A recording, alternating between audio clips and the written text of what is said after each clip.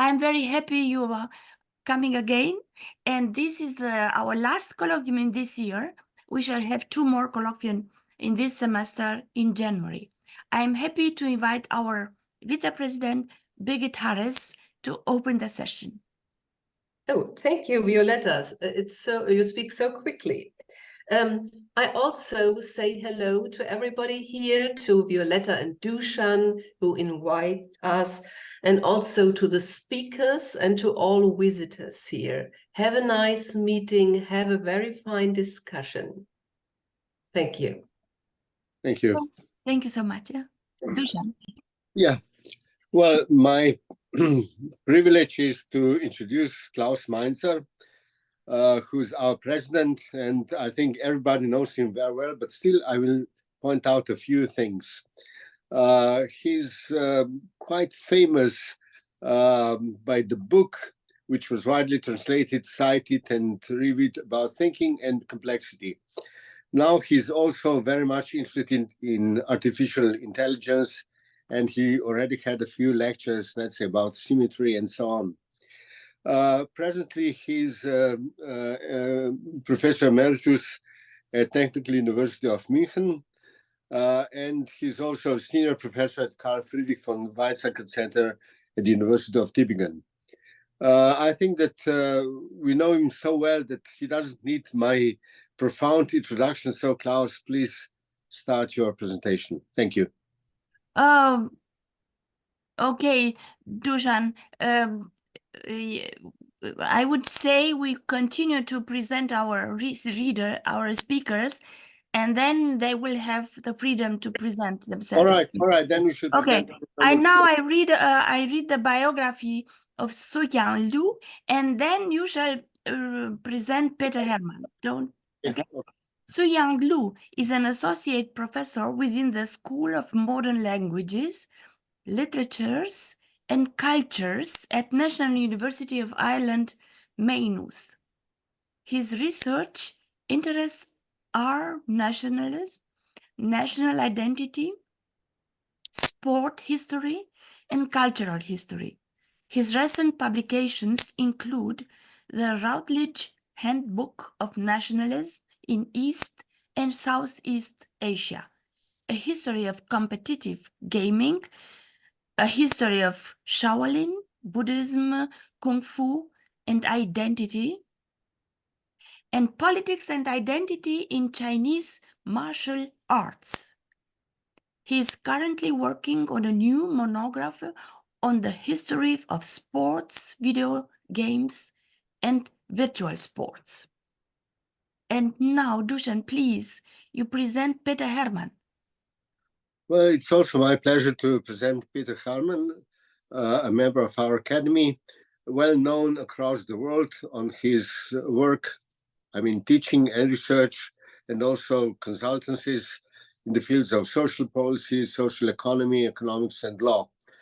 Well, he's been working in China. Actually, he's still working in China, Cuba, Finland, France, Ireland, Hungary, Russia, and so on. Presently, he's a scientific advisor to the Social Quality Association in Amsterdam, and he's been a member of scientific board of Institute of Political, Economic, and Social Studies in Rome, and he's a research fellow at Euro-Asia Center of Global History and System Forecasting at Lomonosov Moscow State University. He's also, I would say, a regular listener and participant in discussions of our colloquia. And please, Peter, you are invited to give your talk too, but later, as Violeta told me, sorry for my mistake, but now the presentations are over. And maybe, Violeta, you can invite our president to start his presentation. Thank you so much, Dušan. So now you have the floor. It's a discussion between you, and so please begin.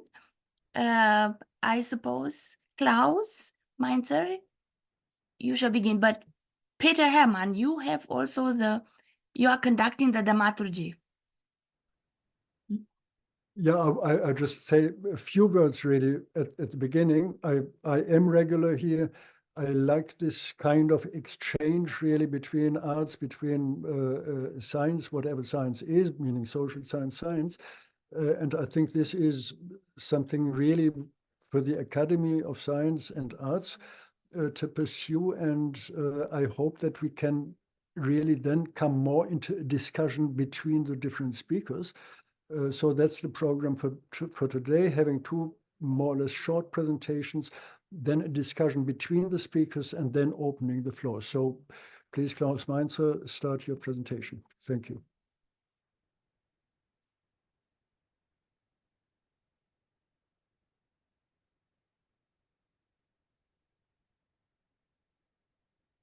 I suppose you have to unmute yourself.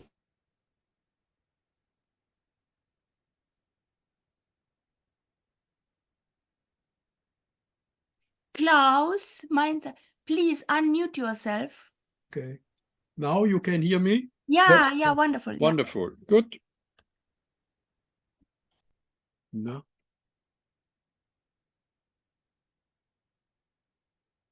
Good. I want to start my short presentation here with this slide in order to mention the scientific affiliations, which was already mentioned, but also these three books, recent books on our topic, Artificial Intelligence from 2019, the second edition. And the interesting point is in the midst the Chinese translation from the last year, because that will, of course, be a topic in our talk. China is a great competitor in artificial intelligence nowadays. And before the pandemics, I was invited there by the Chinese Academy of Sciences exactly on that topic. And then on the right, this book on limitations of AI, theoretical, practical, ethical. And that leads me to my main message for our discussion, namely, we are concerned with social competence in AI. But social competence, I think, need understanding of the foundations of AI, because in understand to the limitations nowadays also of the current AI. Now, therefore, let me remind you of the very beginning, digitalization. There was a famous theoretical paper of this amazing scientist, Alan Turing, in 1936. And that was a theoretical conception of a machine, the so-called Turing machine. And I want only to highlight that he strictly separated the processor of a computer, that means the commands, and the store, that means the memory, here illustrated by this tape with these digits here. And that in principle is the architecture until to now of your smartphone, of your laptop, and even of our supercomputers.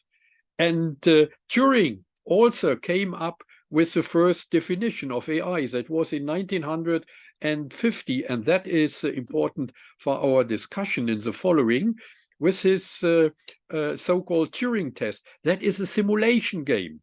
That means he requested that a system, a machine, for example, should be called intelligent if in its reactions, answers, and behavior, it could not be distinguished from a human by a human interrogator communicating with both human and machine hidden behind the wall. And to make a long story short, let us consider the current AI. And the current AI is a simulation game in the sense of Turing, because it works with the simplified model of the human brain, the so-called neural networks, which are illustrated here. And I will not go into details, but only remind you here in the graphic, there are nodes. They should represent the neurons, these arrows, the synaptic interactions.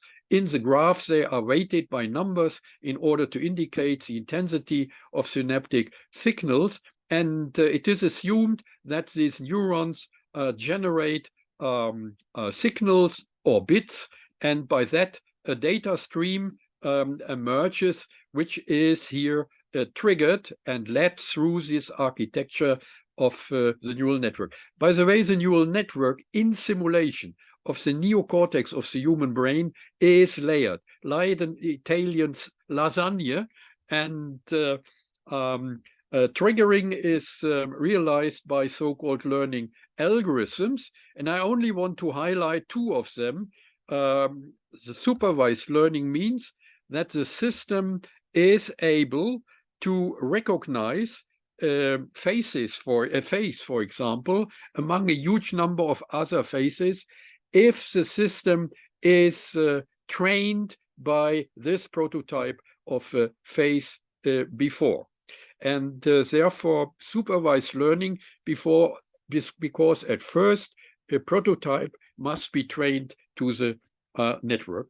And reinforcement learning here only means that the system is able, by interaction with the environment, to improve its problem-solving strategy in interaction with so-called rewards from the environment of the system. And deep learning only relates to the so-called depths of the neural network.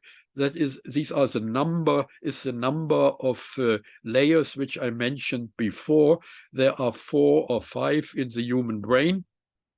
And you can see here in this simple example how pattern recognition, for example, here a face, is improved step by step on these layers, quite similar, by the way, to the working of the neocortex of the human brain. So pattern recognition, that is now important.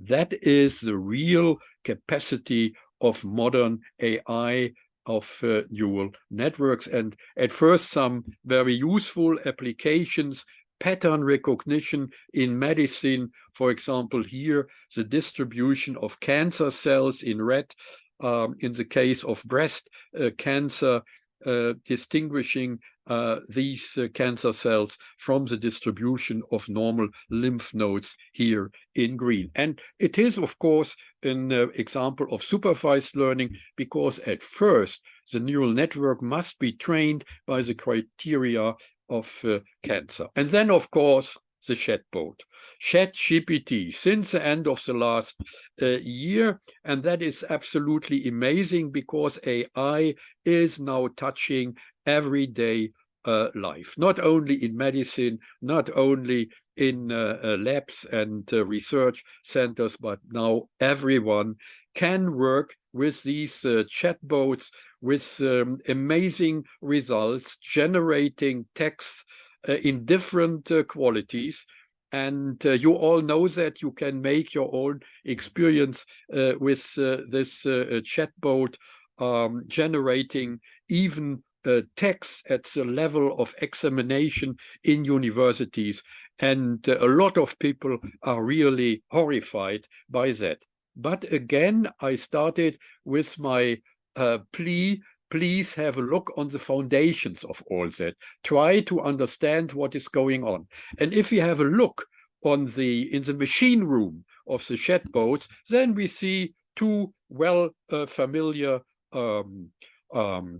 training algorithms, which I already mentioned before. There is first this supervised learning algorithm. That means at first the system must be trained by documents, and then, of course, if you know which documents are trained, then you know in the beginning the limits of the system.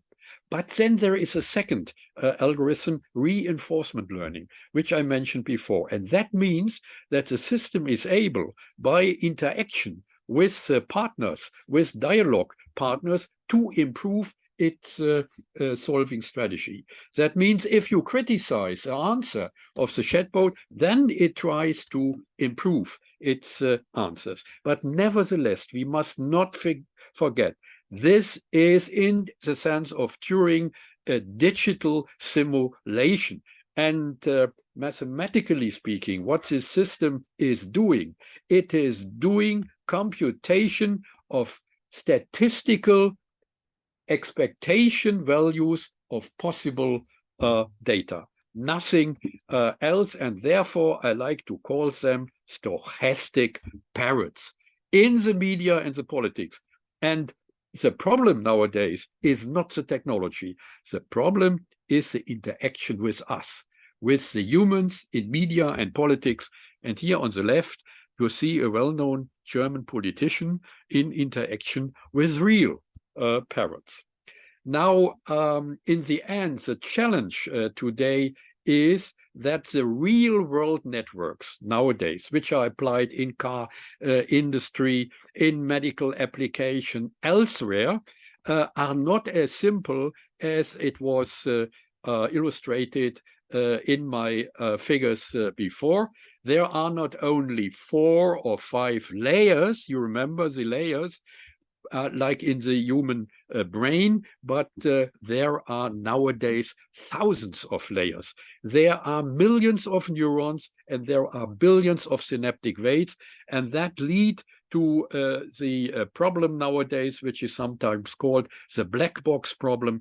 We do not know what in detail is going on in this statistical machinery, and therefore safety and security and more accountability, more explainability is the great challenge of this technology. So to sum up, limits of AI nowadays, the example of ChatGPT demonstrate in which state of development AI tools are currently. They are by no means able to replace, for example, lawyers or physicians in decisive final responsibility. Responsibility, so to say, is not defined in that system. Problem solving is developing in interaction of human AI, and the integration of artificial and natural intelligence must prove themselves in daily and professional praxis, evaluation of tests, research, diagnosis, education, and studies. In the end, I want to give some hints, perhaps for our following discussion. First, an article which is also printed on the website of our academy. It is an article which was recently published by Nature, the famous scientific journal, under the title Living Guidelines for Generative AI. These are these chatbots, why scientists must oversee its use. That means concretely for the application of chatbots in science practice. That was written by a commission. I was also involved in that. It was coordinated by Claudi Buchting, who is also a member of our academy from the Institute of Advanced Study in the University of Amsterdam. I will not go here in the details because perhaps we come back to that during the discussion. These are requests for researchers and reviewers, editors of scientific journals that may be interested for Johannes, for example, in our academy. Then for the developers of companies of these chatbots, especially nowadays, and the plea that we need for the future an independent scientific auditing body to control what is going on. And last but not least, also requests for research founding organization. On the national level, I was engaged here in the German steering board for standardization roadmap, artificial intelligence. And I mentioned that before in that committee. And I think that is important also for future committees. Not only the researchers were represented, the central research centers of AI in Germany, but also representatives of the German parliament, representatives of German ministries, and of the involved industry. And that is my last slide with respect to the EU. Europe Here, the European University Institute, that is a graduate institute of the EU in Florence, and there was in spring, I think, a very important international conference on the topic of artificial intelligence and democracy. And I think that is also some important point for our discussion now, namely the organization of political order on the background of AI will be crucial, national and internationally. Thank you for your attention. Okay, thank you for the presentation. Some important input to think about, and I think we go immediately on to the next presentation. If you leave the screen sharing, please.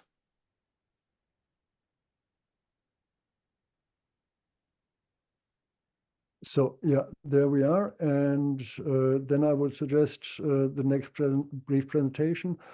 There is already Zhouxiang Lu from Ireland with a Chinese background and with a huge, broad background in terms of scientific work.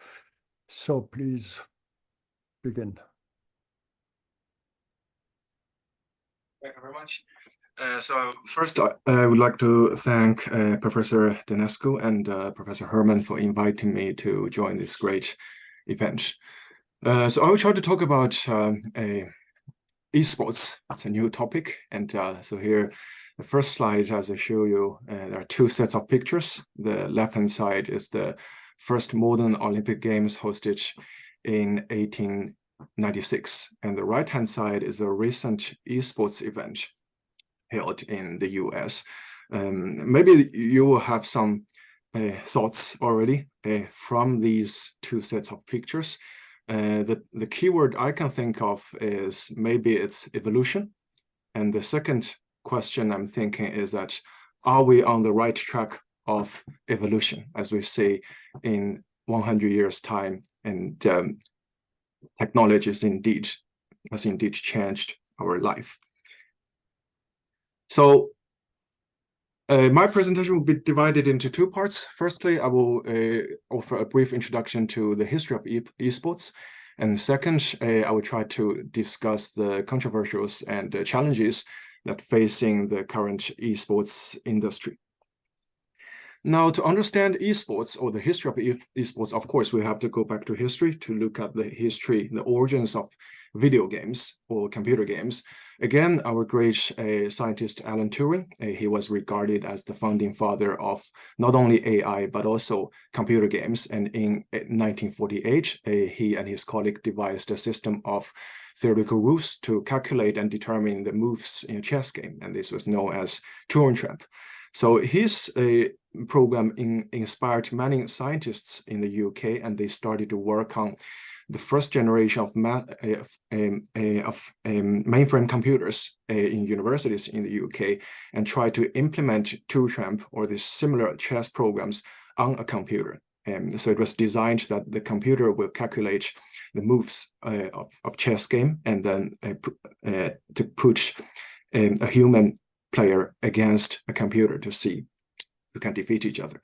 While in 1851, 3 years later after Turing invented Turing trap, British computer scientist Strachey developed the first video game in history. It's also a chess game. It was implemented on Ferranti Mark I computer, which is the first commercial mainframe computer in history.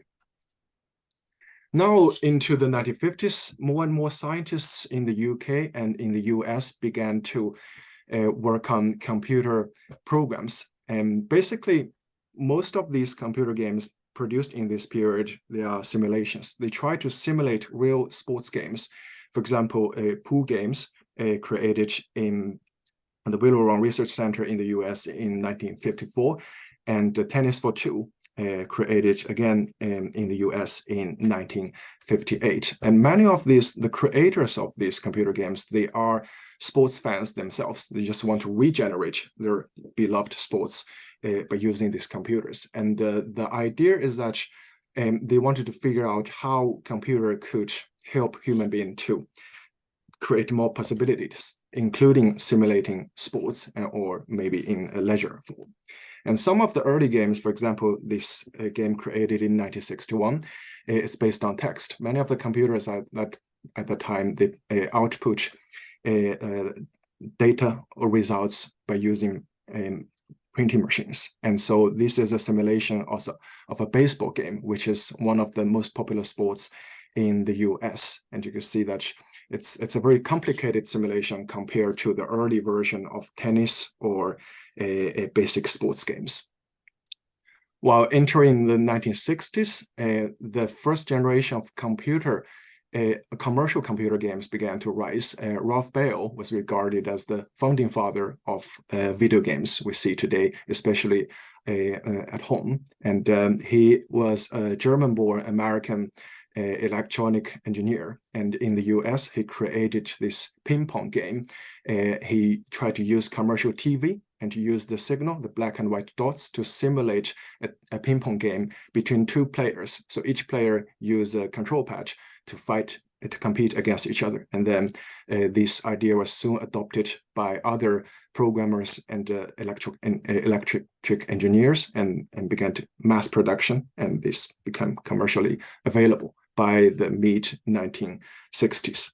And most of these games, we can see that they try to simulate simple ball games. It was called the ball and paddle mechanics. And either tennis or basketball or table tennis or soccer, they all use this way to simulate these games.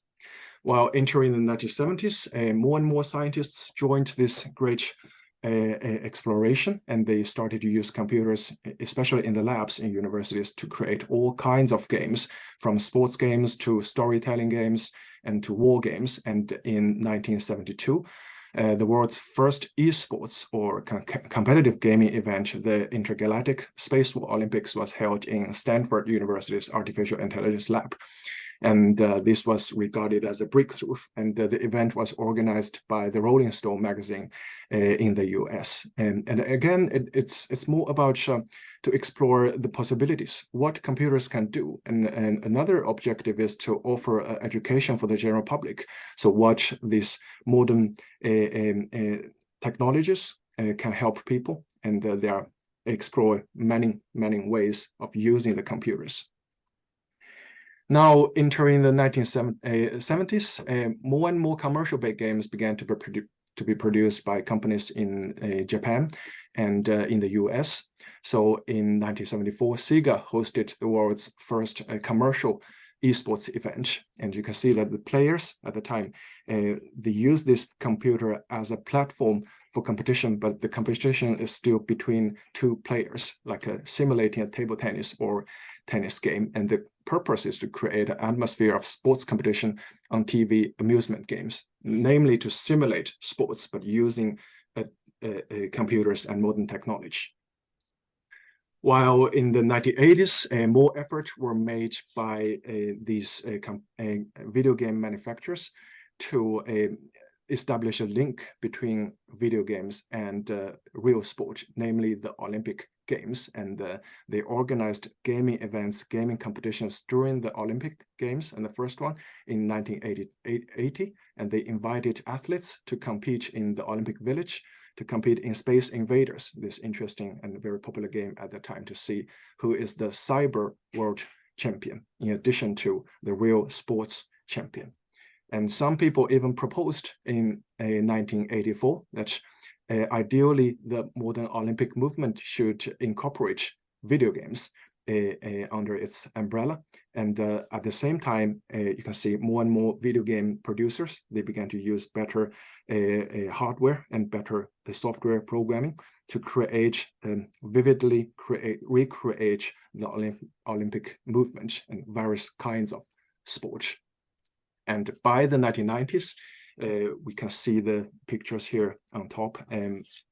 Gamers and gaming companies in the US, especially in the US, in Japan, and in Europe, began to organize this video game competitions or contests for children and young people to attract their attention. The logic is very simple. They want to sell their games. To the best way to sell their games, one is commercial advertisement. Another one is organizing video game event. So the children will buy the game and practice the game to try to become the national or international champion, like the international Mario Championship organized by Nintendo. And entering the 21st century, assisted by internet technology, and we can see there is an explosion of both the video game industry and esports.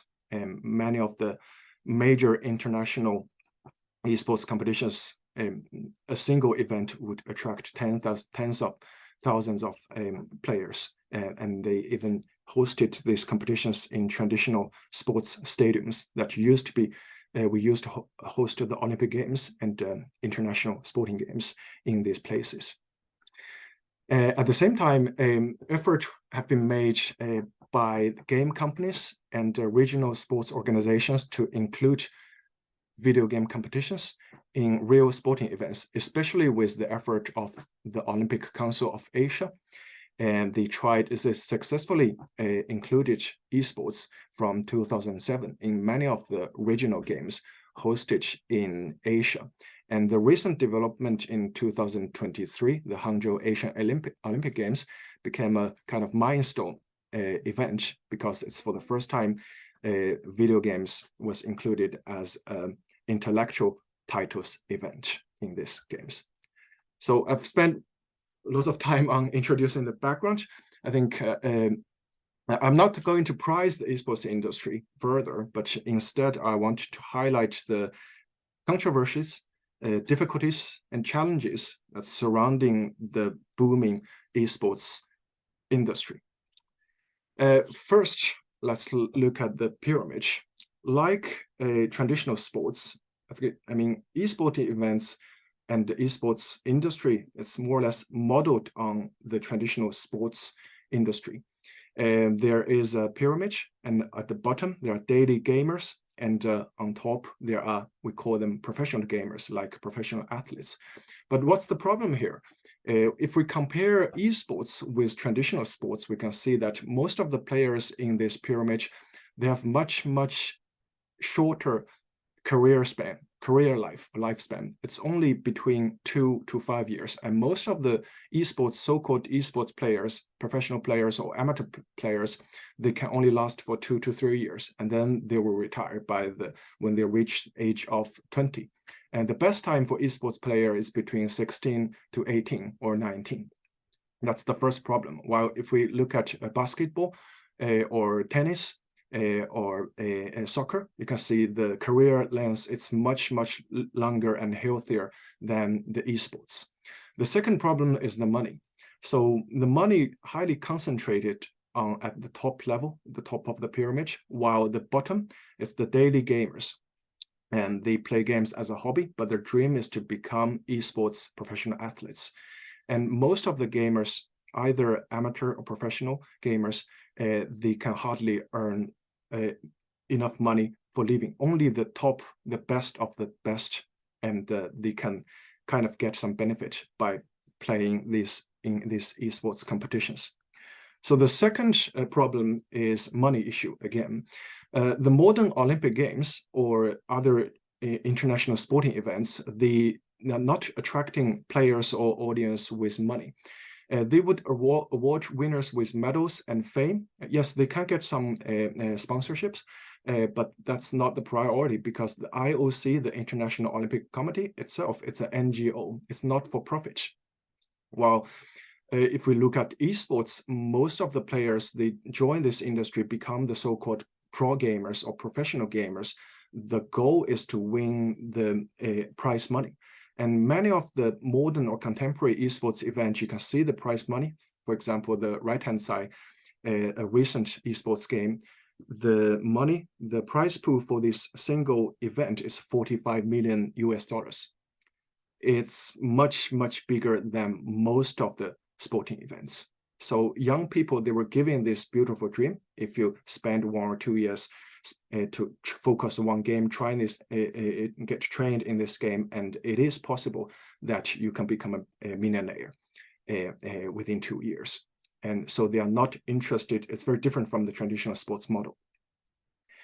The third issue is the IP issue. To keep it simple, everyone here can organize a sporting events like a basketball or a track and field event or a wrestling or boxing event, because there's no intellectual property issues behind it. It's for everyone, right? But esports, the platform for gaming, for competition, is the video games created by game publishers and game companies. They are the intellectual properties of these companies, and they are commodities to be sold into the market.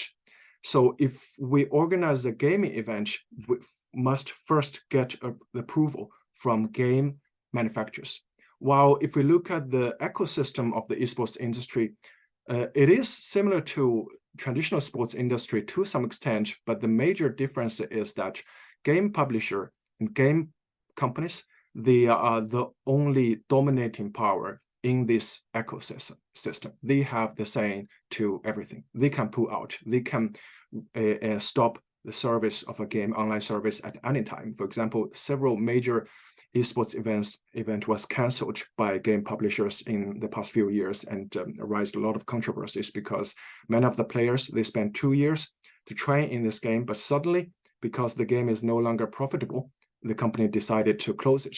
But that will never happen to basketball or soccer or baseball, traditional sports. So, and that's a very difficult problem for all players in the ecosystem to address. And the fourth problem is doping. Like traditional sports, and doping has become an increasing issue in the esports industry as well. And what's more concerning is that most of the players and participants in this industry, they are minors. They are in their high schools. They are teenage boys and girls, and some of them college students. And it became a widespread phenomenon that these young players, they will use performance-enhancing drugs to get more focused, to get more stimulation, so they can get better performance. For example, to use some medicine to improve their response time, right? And some of the medicines were used to treat anxiety, to treat mental health issues. And this, it seems that there's no proper NGO, international organization, to address this issue until now. And the next problem, again, match fixing and gambling, as I mentioned earlier. Many of the gamers, esports players, they join this industry for money, to win the big prize money. But there's a bypass, there's a shortcut. If you can't win a major esports event, if you can't win the €5 million award, then you can try some shortcut to match fix the games and to work together with betting companies and to fake a game. And then this is also another issue. And the next one, number 6, the last one, is the most worrying problem, I think, according to my own understanding. Because of this pyramid, this esports pyramid, it's based on casual gamers. So, for example, the quotation, the first one, for every well-paid kid, there are tens of thousands of young gamers and who wish to play for fun, and who have the dream to become a professional esports player, to earn money. But many of them are compulsive gamers and lodging countless hours in virtual worlds of adventure, fantasy, and violence. In the end, they get nothing. And the right-hand side, the picture, you see a player, a gentleman sitting on his sofa. See, he was lifted by 2 workers there. He died. He already died for 5 hours when people noticed that he was not moving. You can see his hands. He's still using left hand holding the keyboard, right hand holding the mouse to play one of the most popular esports game there in an internet cafe. The worrying thing is that if we Google these news, we can see that it's happening around the world, in almost in every country, and frequently. Not like one incident every year. It's about every week. It's about every month. And especially it's young people, because if you're sitting there for too long, the blood clot will take formation in people's lung, and by doing so, you will have a heart attack. That's the reason for the death. For traditional sports, people may argue that, yes, we also get addicted to sports, to cycling, for jogging, for marathon. But esports is a totally different league. When we play games, because of the minimum body movement, we can sit there nonstop for 24 hours or even up to 48 hours. But for traditional sports, if you play a sport for 1 hour, you get exhausted. You will have to rest. So that's the major concern for this addiction, widespread addiction problem. And does esports qualify as a sport? It's still ongoing debate between the sports community and the game community. And many critics believe that because we only use our fingers in front of computers, so actually it cannot be qualified as a sport, although there are so many activities, campaigns to promote esports as a real sport, right? Despite the debate, the International Olympic Committee took a positive move, and they tried to get engaged with the cyber generation, especially the young people. But the solution is that it's a compromise.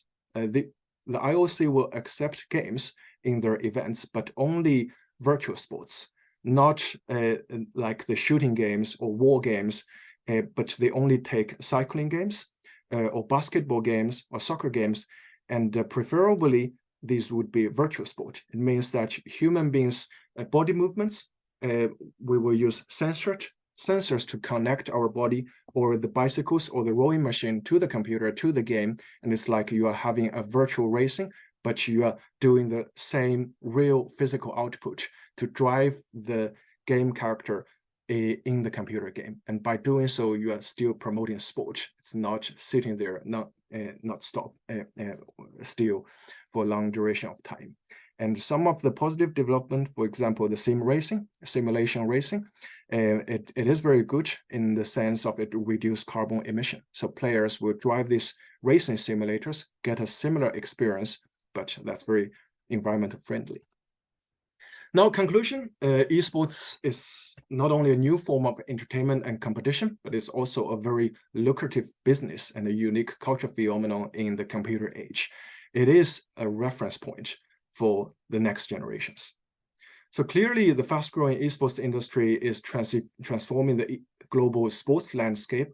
It's also transforming our life, especially young people's life. But as the esports industry grows, and broader and deeper collaboration between publishers, esports organizations, organizers, betting companies, licensing companies, and governments and law enforcement is needed to safeguard the integrity of the industry. I think it's just like Professor Mainzer has mentioned, for AI, it's similar issue. International governing body or NGO should step in and to regulate the development of the industry. Okay, thank you very much. That's my presentation. Well, thank you very much, giving us some insight in a world that it is at least strange to me, not being gamer or in any way. But I'm wondering, we're looking at Olympic Games. We know there is a history. There was a societal background that it develops. It was the peace movement. It was the engagement, physical engagement. What would you say now in general? And this is not only concerned with gaming. What is the background for this development of digitization, artificial intelligence? I just take a quote. When Dave, this is the novel is called Dave, when Dave knows every detail of the world, takes in every angle of the same time, he is paralyzed because no action, no sentence has priority over another. So is this a part of the development of society that we are moving away from judgment, doing something that is simply technically possible? I recently read the figures on the use of wearables, smart watches. It's possible. It has obviously some use, But at the same time, I'm afraid we cannot really use it because we are not competent. And you mentioned in the beginning, Klaus Mainzer, the question of competence, development of competence. This gap or even conflict between what is technically possible and what is useful and what does it mean being useful. Just one point, the development of the nuclear bomb, nuclear energy was first just or was by many considered to be technically possibly, so we have to do it without consideration of the consequences.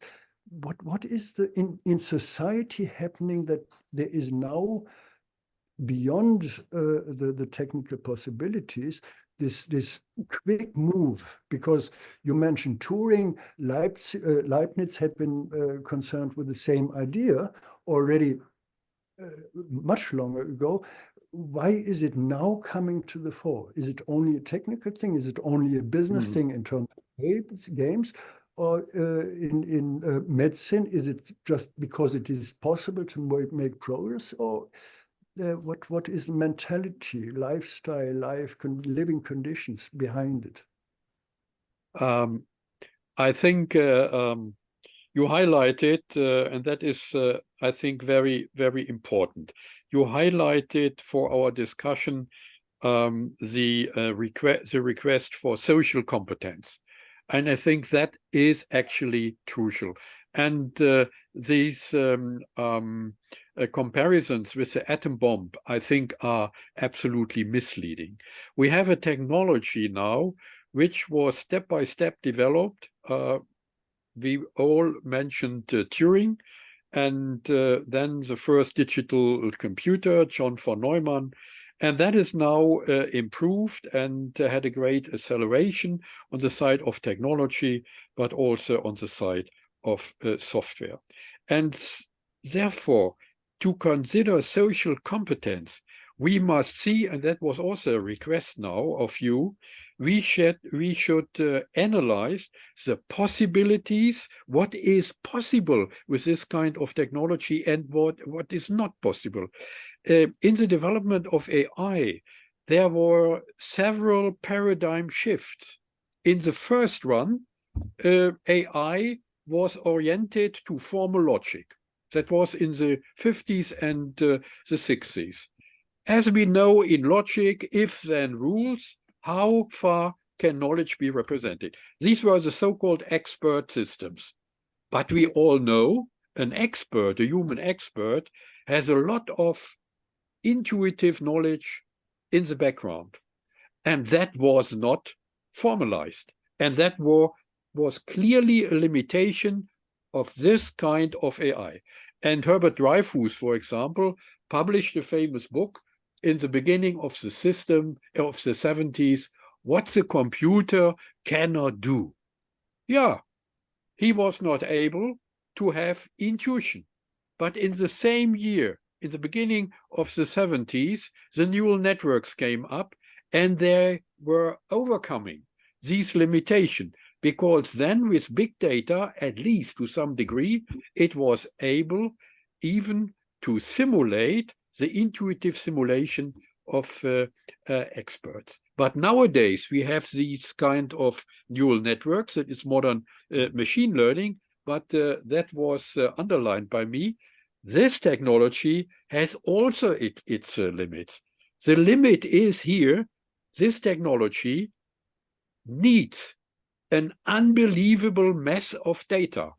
If you consider a gifted pupil at school, in order to solve a mathematical problem, then this boy or girl does not need all textbooks in the world for mathematics in order to do that, because it can recommend biological considerations and some small background knowledge to solve the problem.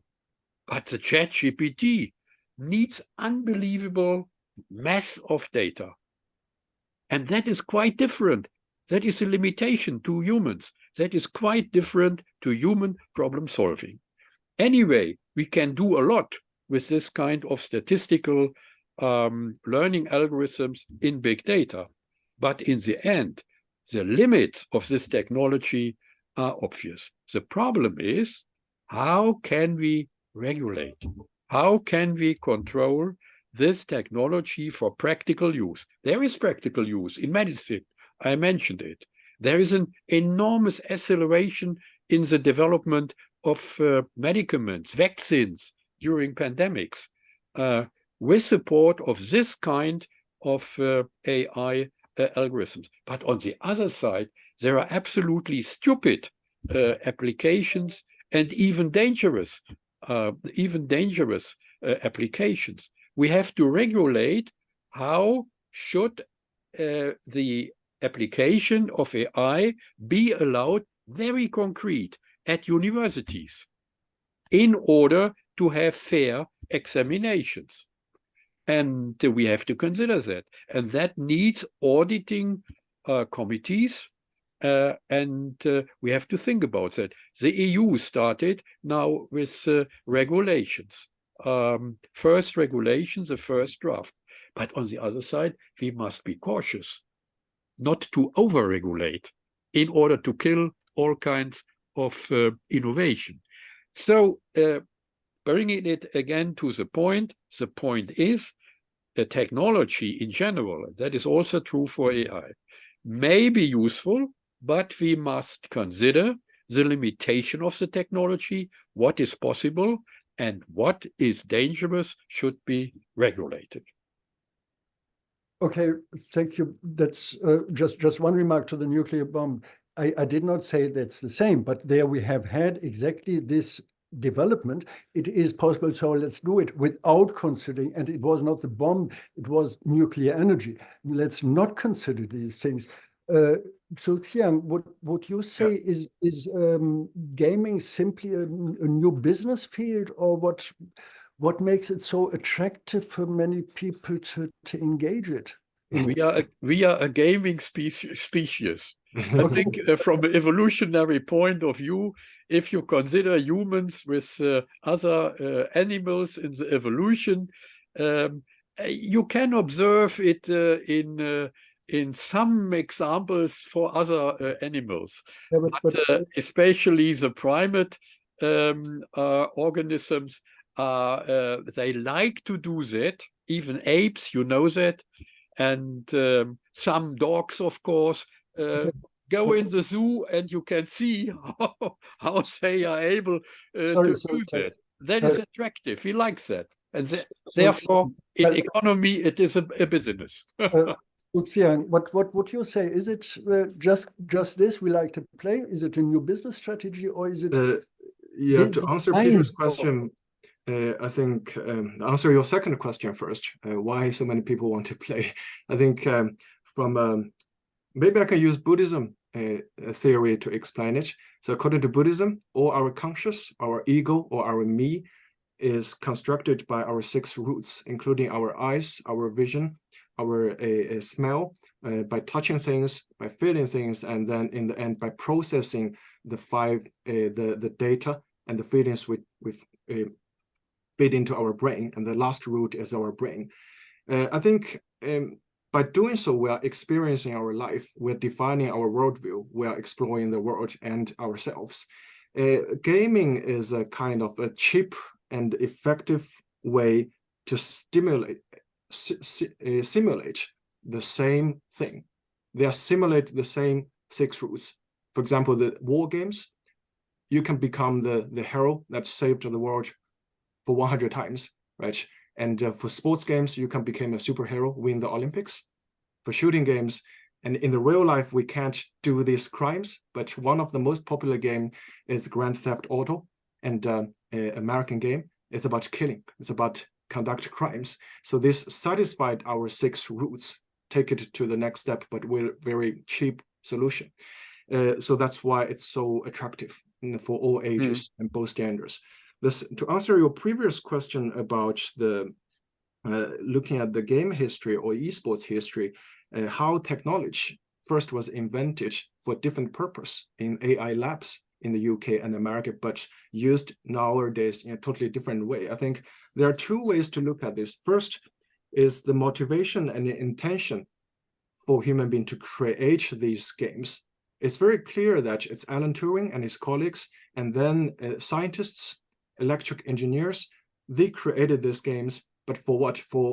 To simulate, again, to simulate real sports, real wars, and then to entertain themselves, either to entertain themselves or to explore the possibility of computer hardware or software, right? And then how to use this technology is a totally different thing. Once the technology was invented, and some of them stayed in the lab, right? And some of them, we can put them on the market, become commercialized. Just like back in the 1960s, the first generation of commercialized games began to rise.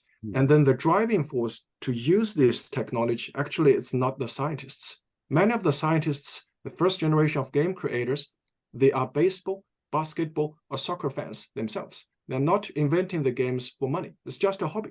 Just like in US, in one of the leading university, I think it's equivalent to MIT, the professor invented the first baseball, American football simulation game. And the purpose is to commemorate the game between that university and MIT. It's not for money. While in the 1960s, why there are so many money flooded into this industry, and then the technology was used to make profit by game companies and then introduced to the general public. I think that's another keyword related to this. It's about interest. And then these two loops, from the first one, the intention, motivation to create the games, technology, and then to use the technology. Actually, it's a kind of loop, it's a circle. Then once there are interest, commercial organizations will try to invest, will promote and attract more general public to use these technologies. And that leads us to another question about our global political and economic framework. There's a famous scholar in the theory of nationalism. Her argument is that we have three concepts. One is democracy. Second is nation-state nationalism, right? Third one is capitalism. According to her theory, these three concepts, they are interlinked. Nation-states rose 200 years ago after the French Revolution. And all these nation-states, they are democracy.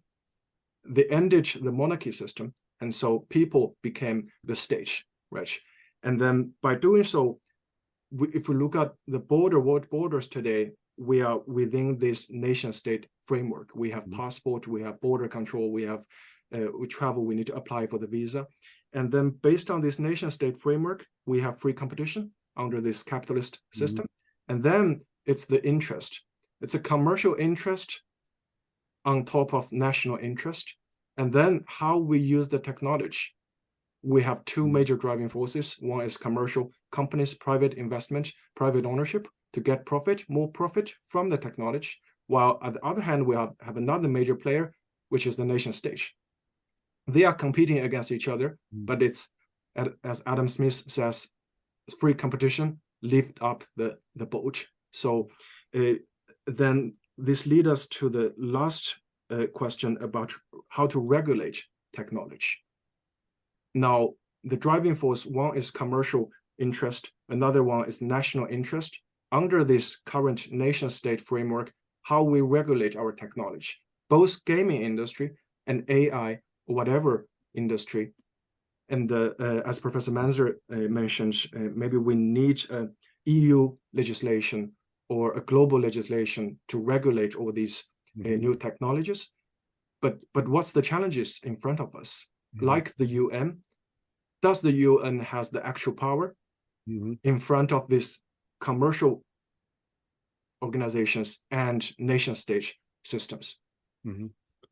But I think before we now come to the discussion of regulation, and that, of course, should a main point here in this in our discussion, one should try to understand why, for example, gaming is so successful, and why are many people enthusiastic by that.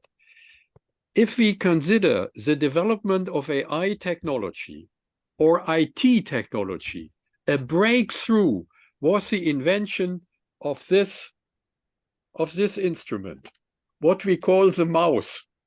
Yes, because we are not intellectual machines.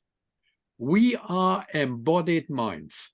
We have emotions, we have skins, we have sensors, and that means common people. In the beginning, IT, that was a topic for high developed mathematicians, John von Neumann, specialists, in order to understand and in order to program a computer.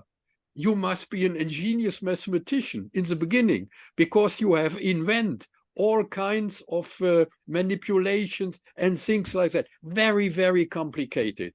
But then softwares, languages were developed, and in the end, that was a breakthrough of Microsoft and other big companies. IT became embodied. That means you must not have any understanding of what is going on with abstract rules or logics or things like that. Handiness, here, embodied, sensors, and everyone, even stupid people, can do that. And that was a success. And now the last step is the chatbots. The chatbots means that you must not have any understanding what is going on. It's like Wikipedia. You only have to make click, click, click, click, click, and then now even this software is able to speak with you. Unbelievable. And that is the breakthrough nowadays. We are embodied minds. And so the AI is more and more coming closer to our body. And gaming is exactly that. I'm convinced most of these successful gamers now have no idea what is going on there logically, mathematically. It is, by the way, from a mathematical point of view, it is middle-sized math. It is statistics, expectation value calculations. Every student in math learns it in the first semesters. It is not very spectacular. But it is now translated into embodiment. Everyone, by pictures, emotions, all that is involved. And that is a great success. And then business, of course. If people are attracted by that, then you can earn money, a lot of money. And so our question of economy started. Okay, but this question you just mentioned is a very old one. I have a quote, Giovanni Pietro Bellori, 1664, saying something, it originated from nature, it overcomes its origin and makes itself the model of art. So this is happening in arts, this is happening in technology, and this is happening in business. Yes, we need this control, but at the same time, and there this was something I wanted to draw attention to in the discussion. We have the problem, in a way, we know the limits academically, but still, I had been teaching lawyers and I had been teaching economists. They stood there, passing successfully against my resistance because they could calculate. And I asked them literally, I remember I asked, can you explain it? No. And I had been forced to accept this. I had been teaching lawyers. Now, this is not always the case, but I had been teaching lawyers, advanced lawyers after the BA, and they came up with, this is what I'm reading now. I said, what did you in the first year? Yeah. No, we are basically trained solicitors. And this is my problem. In a way, it takes over in some way, losing the control, because it is enough to be a solicitor. It is enough to be, for the time being, an economist who can calculate. And this is what we saw with the crisis. This is what we see in policymaking. how can we limit this tendency of machines or formal systems taking over and come back to the level actually where we are asked to, not only asked to regulate, but do it? Regulate may not mean that we come with regulations and laws and things like that. Because gaming is an example. People are so enthusiastic and engaged in this kind of activities. I think in the end we would even not be successful with these kind of regulation. What is absolutely necessary is the old plea for education. People must learn to handle technology. Let me give a concrete example. When chatbot came up, I mentioned in the beginning, I'm also affiliated to the University of Tübingen, I must say that. And the rector of Tübingen came up with, she is a theologian, she came up with the idea, oh my goodness, these dangerous technology should not be used in my university because examinations in the humanities, social science could be done in the sense of the Turing test by the chatbot. At my university, we have lawyers, professors of law, and I think they gave a very clever answer. They said, oh, let us invite, metaphorical speaking, the chatbot in our seminar of law.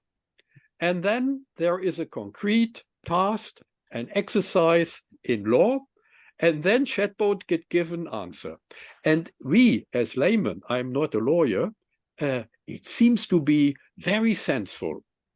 It is the typical language of lawyers, but a student in the second or fourth semester, he will observe that there are some formulations which are not well confirmed. So then ChatGPT, you can criticize ChatGPT. ChatGPT, by reinforcement learning, is able to try on the background of its stored documents to improve the answer.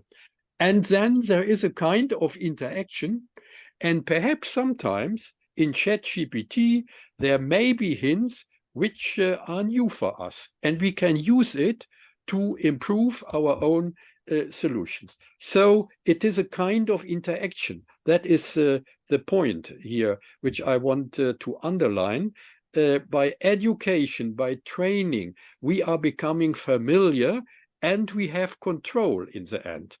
And because it is a learning system. And in that sense, people must be prepared for that. And I think it is not sufficient, let me say that. It is also sufficient that with respect to the competition worldwide of the big AI companies, especially from US and China, we also need international or national laws of regulation. That is also, but it must be a double strategy. It must be bottom up, education, and from the higher point of view, we also need discussions on the regulation. But education must not be forgotten. Zhouxiang, you have great experience in terms of is it prohibited? Later we'll open the discussion. We'll first have a little bit between us. You have huge experience in engaging with students. Are students ready? Well, double question: are students ready to engage in the critical questions? Oh, I don't think so. I don't think so. And would you? Sorry, I asked. Yeah. Okay. And would you have enough space in your teaching time, to do this? Yes, engage? of course, it is necessary. We must do it because this technology, like Wikipedia some years ago, all people I remember, especially my colleagues, were horrified by Wikipedia, a stupid program. Nowadays, Wikipedia is improved.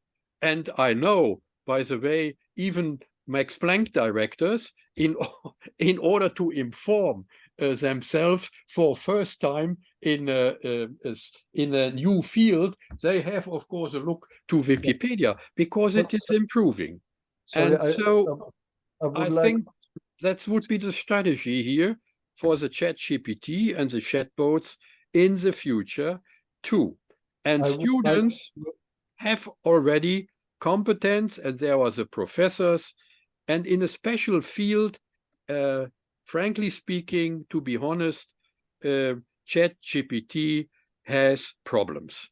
If it seems to be in the general to be very familiar and successful, but in the details, and that is the point, in the details, in the different fields, ChatGPT has obvious limits, and that can be learned even by students.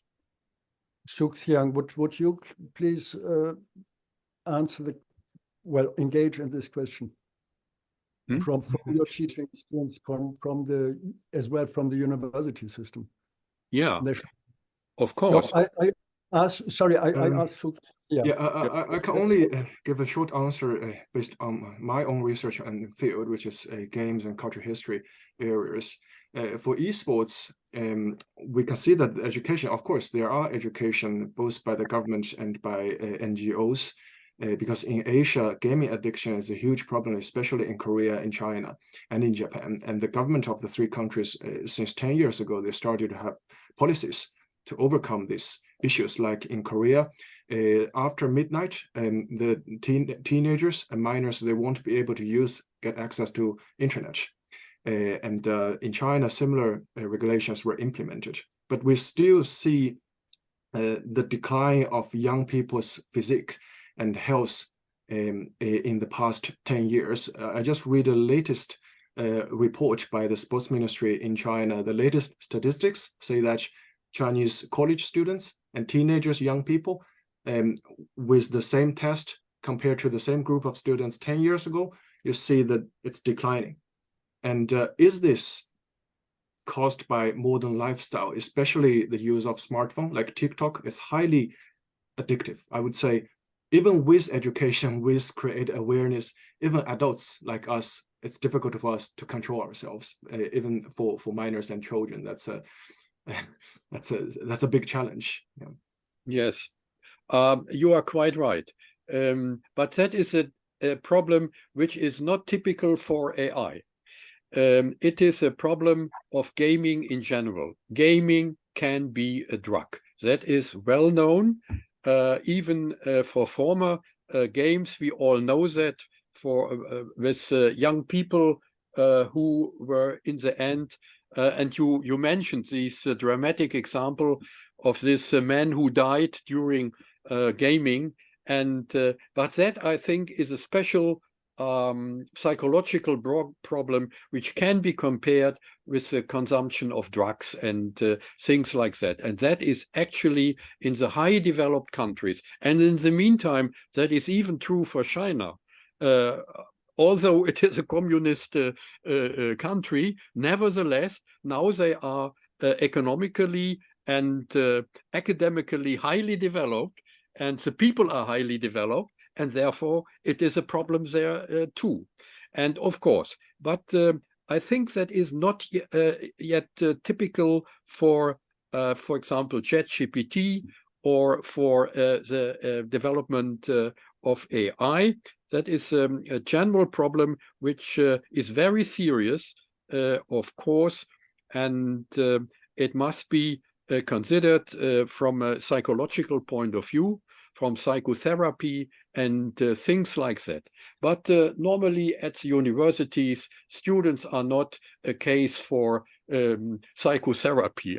Of course, they can be, but in general, here at the university, and I'm an academic guy, and so I'm interested, what is the practice in the future at schools, at universities, high schools, whatsoever. And here, I think we have a good chance by education. And the example in the past showed us, for example, Wikipedia. how it can be used, how it can be even purposeful in the end, and that needs training, and that means discussion. Even the teachers have to learn, and these ChatGPTs nowadays are even specialized in different fields, like Wikipedia. And so in the end, these chatbots may be useful. But it is a art, it is a challenge for shaping technology in the future. We are just in the beginning. And so I do not like only the discussion most philosophers are on that trip, namely regulation, ethics, and things like that. I'm more oriented to the practice. How can we bring young people to use this technology in a sensible sense? This strategy, I think, is important. Okay, I would completely agree. Before I open the general debate, I would completely agree. But you said before as well yourself, it is difficult when students are not responsive, they are not taking up, because, and this is then big business and small business, you get your intelligent smartwatch, which tells you something you cannot use because you are not expert to use your blood pressure development and ECG and whatsoever. They do it for you. And this is kind of convincing. And of course, where is the limit then? And we have the famous discussion, you cannot break up Facebook because then it doesn't make sense. Little Facebooks are useless, as well as one telephone or two people having a telephone. So that is the question for me, really, not how to regulate it, but you said as well, you compared it with drug abuse or something. I would doubt that it is simply a psychological problem. I would say this is a society or a societal problem. Yeah. And coming from Ireland, I worked in Ireland as well for many years. You see the development, and kind of everybody had been poor. This is overpointed now. Everybody had been poor, but happy. And there was a huge equality, and you have this in rich countries as well. There you would have less of these problems than in countries where you have a fast development, highly competitive, and highly oriented to let things happen. And I think what this example shows that what I mentioned before, technology taking over. If somebody dies in front of this machine and hours later, it's not like in sports, in real sports, you see immediately ambulances going there. Hours later, some people mention it, and the machine doesn't mention it. And there, we are living supposedly, Niklas Luhmann, in a communicating society. What are we, or where are we communicating, and how are we communicating? So I would like to use this as an opening for the general floor, that we have a little bit time as well for others. I saw there was already somebody, Krasimir, I think you were. Yes. Do you hear me? Yeah. Yes. Okay, many thanks. University of Zagreb. I'm in touch with machine learning almost 40 years under the umbrella of nonlinear programming, parameter optimization, etc. But a topic which deserves more, I would say, joint attention regarding e-gaming is related to the e-mental health, mental burnout, anxiety, depression, post-traumatic stress disorder, even suicide. It is a huge shock for all of us that young child, 12 years old, committed suicide. This is really illustration that we really don't understand what is behind e-gaming. So complexity of human body, cognition, emotion, physiology, etc., as a part of e-gaming deserve more attention. I'm working on some European project regarding human dimensions in aviation. So I'm surprised that e-gaming didn't discover yet really very dangerous side of mental health and problems regarding such a huge amount of mental health, mental efforts like cognition, emotion, behavior, etc. So this is really a very important issue which needs to be addressed properly if we really want to have a promising future of e-gaming. As well, I can add very shortly till the end of my discussion mental health generally and AI, and I do believe that AI can make significant contribution to the dealing and coping with mental health problems, particularly in war zone like Ukraine, etc. So series of papers I have published on these topics, and many thanks for being included in this short discussion. Wolfgang Mark, you raised the hand. Yeah, thank you. I would like to pose a question that focuses on a certain comparison between machines and the brain. On the one side, machines simulate cognitive processes.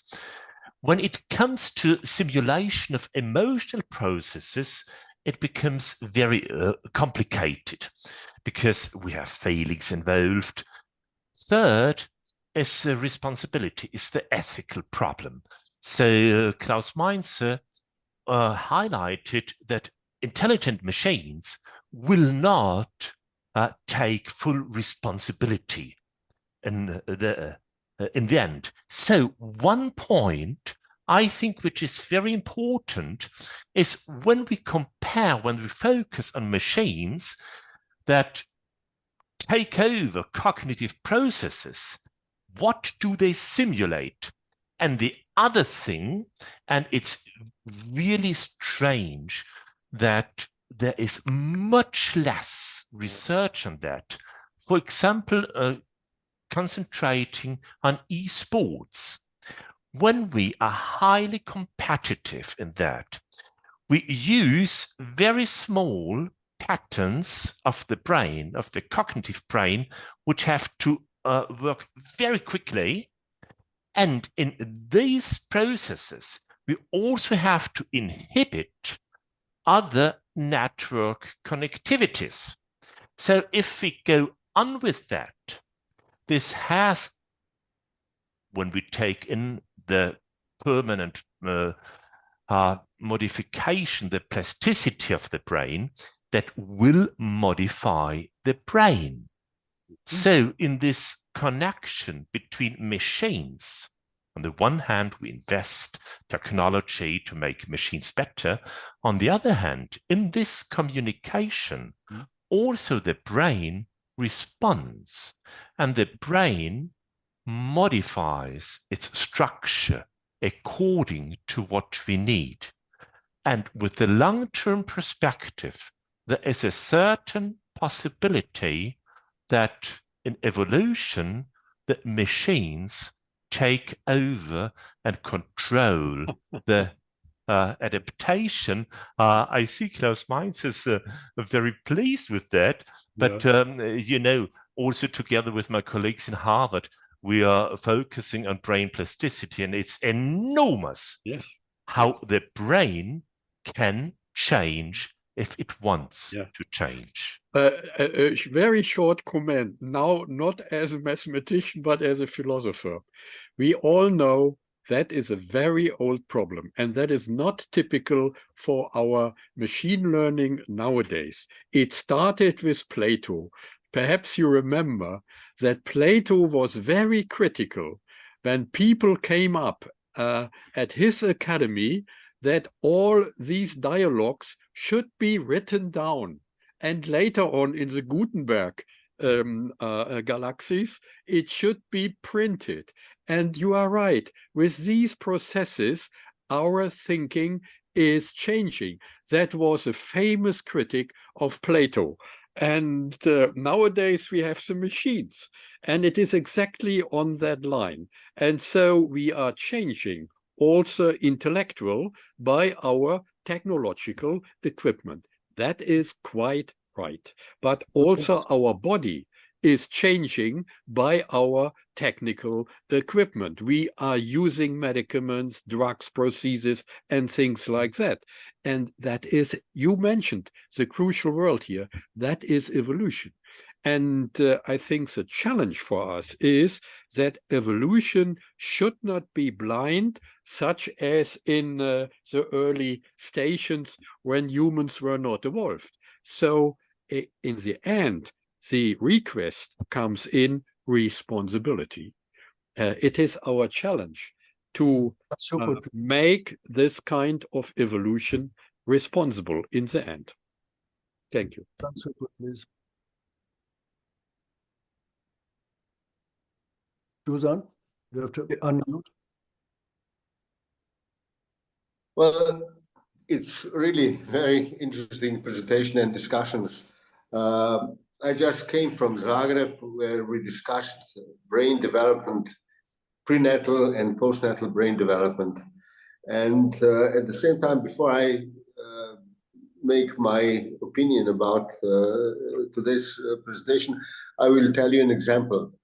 Sailing around Adriatic, we came with somebody on a small island, and the guy had his GPS in his hand.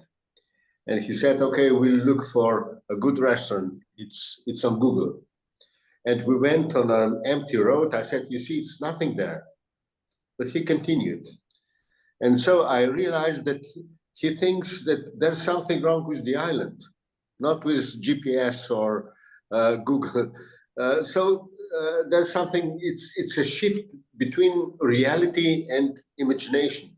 People are leaving reality away. Maybe it's not pleasant enough. Maybe virtual reality is better, more exciting, and less engaging in many respects. Now I'll come to brain development.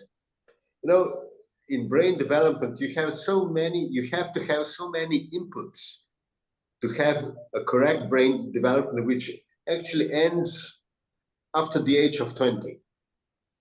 And people that will skip so many inputs, physical and intellectual, will change in a bit. I don't know how much this can cross generations, because epigenetic changes can translate into some genetic changes as well. But let me speculate. It's a bit weird imagination. But let's say developed world is people that will skip reality and move to electronic reality or virtual reality will be one part of population, and other developed countries which will not have the tools to come there will keep on developing the same way. So what will happen in, let's say, 2, 3, 4 generations, if we survive so many generations? I think it's a very serious thing, but nobody's discussing that. You know, really, if you deprive brain of correct input, you cannot expect the correct development of brain. That's my comment. Okay, Livia Teodorescu Ciocania.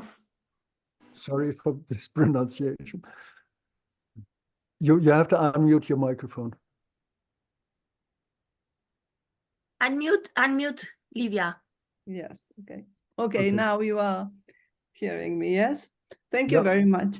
I'm a professor of composition, of music composition, and I want to share with you something which happened yesterday. One student of mine, we were working on a variation theme, for piano. And one student of mine, he came yesterday with a variation, and he told me that it is based on a pi number. And I asked, how is this? And he told me that he used the Gemini tool, yes, the AI Gemini tool, and assigned the sequences of, he divided in several sequences a short length of the pi number, and he assigned numbers. He made a code and assigned numbers he assigned pitches to numbers, and gave the sequences to the AI, and AI generated the sequences of pitches, the music, not exactly the music, but the pitches. So he used this in his variation. And then we tried to make a variation of this sequence of music generated by AI, and we managed to shuffle the pitches, to randomize them, because in a software, a very known software, Sibelius, you can shuffle the pitches or randomize them or retrograde or all sort of very known procedures. But this was very, I don't know how to say, maybe shocking, because he generated this music with AI and he was very happy about this. Luckily, he's a violin player. So he was a child who trained himself as a musician. But what if in a very short time, any young people could generate music from all sort of series of numbers, or to translate in music we all value music with underlying algorithms or proportions, or like Bach, for example, or with a golden ratio, or yes, or other things which were used metaphorically, not exactly to translate the digit in sounds. So the danger is, I don't know, maybe the danger is that in the future, or like VUSA canon, there are algorithms that could generate infinite number of pieces using those algorithms. But the danger here is that you can translate in a very mechanical way numbers in music. So I wonder what the future for the music intuition or emotions, or which we don't know how the music will go on. Well, thank you. May I shortly comment that from the point of view of our academy, namely, what you mentioned for music is also true for science.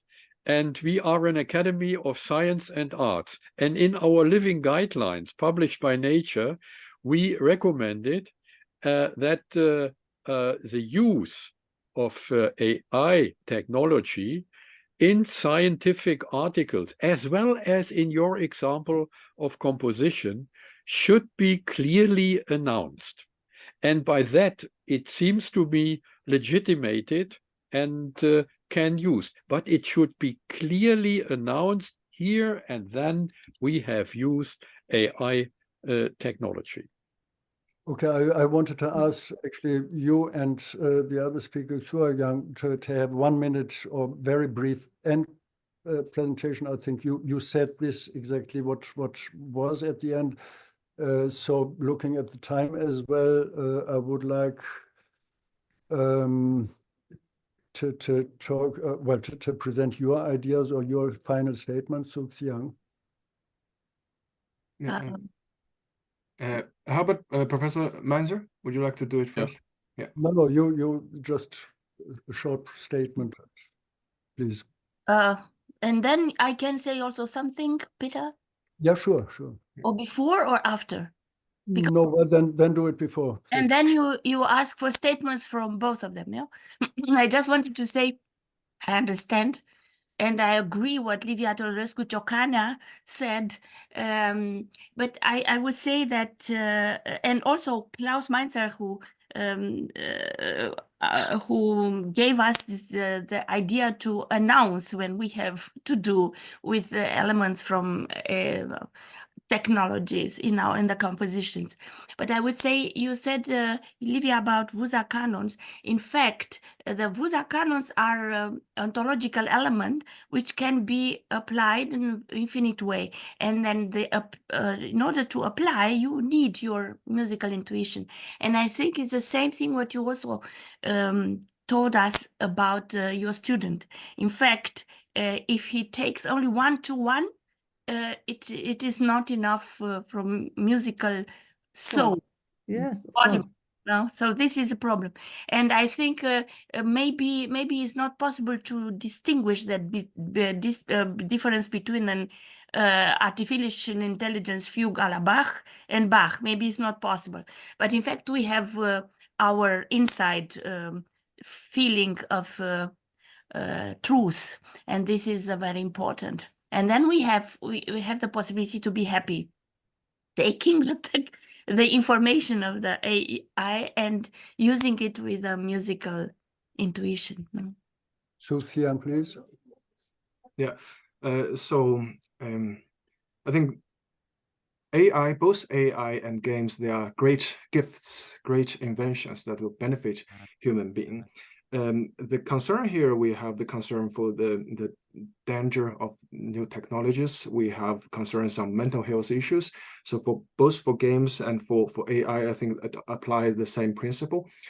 For games, for example, all the games, they are simulations of what is going on in real world. There are two ways to create a game. One is to make this simulation more complex, more real. Another way is to make this simulation more addictive. And it seems that the current trend is that, influenced by this investment, the money flooded into this industry, gaming industry is now 3 times bigger than the music and movie industry combined. And how could these game companies survive in this fierce competition, or with this sheer amount of money, is to make the games more addictive. It's not to make the game more complex and simulate the real thing. So that's the danger. I think technology games, when they were invented, AI, they were invented, they are great, but it's about how we develop these tools, how we use these tools. Again, I think my understanding is that national interest, economic interest, how they play the part in shaping this technology. And in the end, we are consumers, we are users for these technologies. Like the Ukrainian and Russian war, we see the drone, right? How they use drone. It was invented first for entertainment and for taking photos, but now it became a war machine.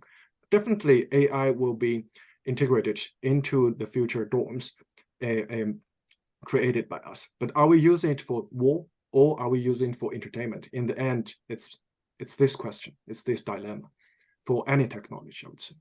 Thank you. Well, being aware of the time, I would like to end my part, at least, with a quote from T.S. Eliot. So we are not facing really a new question in a way. And I think this summarizes the different concerns. We shall not cease from exploration. And the end of all our exploring will be to arrive where we started and know the place for the first time. So really this being aware, becoming aware of moral concerns, of ethical concerns, of responsibility, which means as well responsiveness in terms of listening what is going on and reacting not in a mechanical way, but this aspect of emotions, this aspect of empathy, these aspects of intuition. I'm very much friend of these technologies. At the same time, I'm skeptical that we will come to a stage, well, in the foreseeable future, let's be a bit careful, that we can say this is what the machines can do themselves, taking responsibility, having intuition. So for my part, I would like to close here, hoping that this discussion will be continued in this framework, in other frameworks. So I give the word to Violeta now. Thank you very much.